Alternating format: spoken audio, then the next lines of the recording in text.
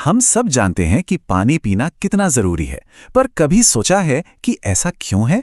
मतलब क्या होगा अगर हम पानी पीना ही बंद कर दें?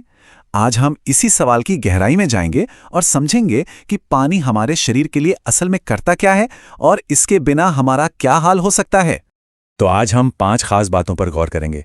पहले देखेंगे कि हमारा शरीर असल में कितना पानी है, फिर जानेंगे कि ये पानी कौन से ज़रूरी काम करता है, ये भी समझेंगे कि पानी का बैलेंस बिगड़ने पर क्या होता है, हाइड्रेशन को ठीक रखने का सही तरीका क्या है, और आखिर में इसके लाइफ लॉन्ग बेनिफिट्स के बारे में बात करेंगे।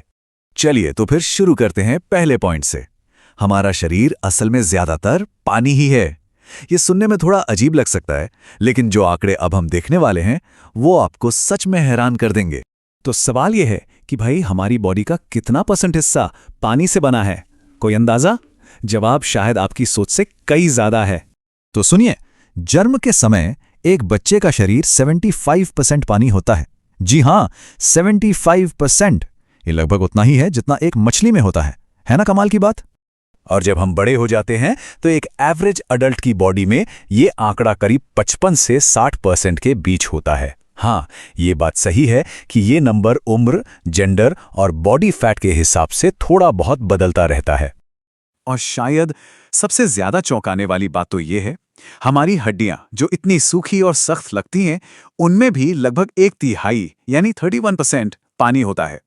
तो जब ये साफ है कि हम पानी से ही बने हैं, तो ये समझना बहुत जरूरी हो जाता है कि ये पानी हमारी बॉडी में करता क्या है। इसके काम वाकई में हैरान करने वाले हैं। देखिए, पानी के कई बड़े जरूरी काम हैं। ये हमारे जोड़ों के बीच कुशन की तरह काम करता है, उन्हें लुब्रिकेट करता है, हमारी बॉडी के टेम्परेचर को कंट्रोल में रखता है, और तो और हमारे दिमाग और रीढ़ की हड्डी जैसे नाजुक अंगों को पोषण भी देता है और उनकी हिफाजत भी करता है। और हाँ, पानी सिर्फ हमारे खून में नहीं होता। जरा इस पर नजर डालिए, हमारे फेफड़े यानी लंग्स 83% पानी है। सोचिए, लगभग एक सेब जितने। और हमारा दिमाग, वो भी करीब 75% पानी है, जैसे एक केला। इससे पता चलता है कि हमारे हर एक अंग को इसकी कितनी जरूरत है। अब बात करते हैं एक ऐसी लड़ाई की जो हमारे शरीर में 24 घंटे चलती रहती है, पानी का बैलेंस बनाए रखने की लड़ाई। हमारा शरीर लगातार पानी खोता है और इस बैलेंस को बनाए रखना जिंदा रहने के लिए बेहद जरूरी है।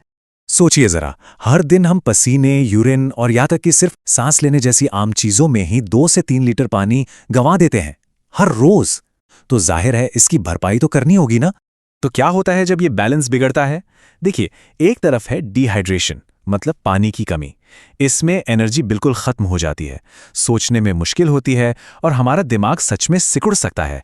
वहीं दूसरी तरफ जरूरत से ज्यादा पानी पीना भी खतरनाक है। इसे कहते हैं ओवरहाइड्रेशन, जिसमें शरीर में सोडियम का लेवल खतरनाक हद तक गिर जाता है। इससे सिर दर्द, उल्टी और हालात और भी बिगड़ सकते हैं। दोनों ही हालतें गंभीर हैं। तो सवाल यह है कि आखिर पानी पिए तो कितना?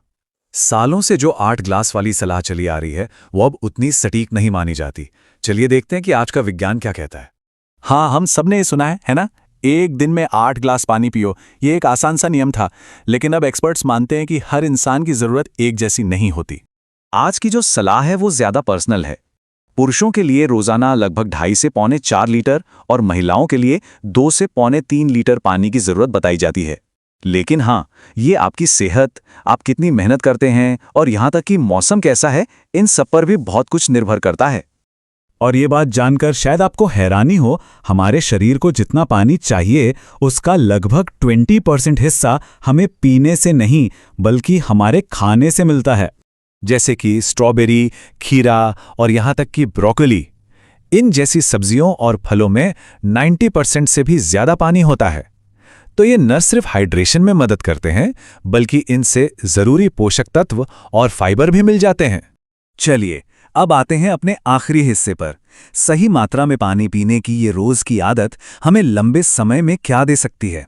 ये सिर्फ आज के लिए नहीं, बल्कि हमारे आने वाले कल के स्वास्थ्य के लिए एक बहुत बड़ा निवेश है। स्टडीज में ये बात सामने आई है कि सही हाइड्रेशन स्ट्रोक के खतरे को कम कर सकता है, डायबिटीज को मैनेज करने में मदद कर सकता है और यहाँ तक कि कुछ तरह के कैंसर के रिस्क को भी कम कर सकता है। तो पानी पीने के फायदे सच में बहुत दूर तक जाते हैं। तो आखिर में सवाल बस इतना ही है, क्या हम अपने शरीर को वो दे रहे हैं जिसकी उसे सच में जरूरत है? क्या हम अच्छा महसूस करने, बेहतर सोचने और अपना बेस्ट परफॉर्म करने के लिए काफी पानी पी रहे हैं? इस पर सोचना तो बनता है।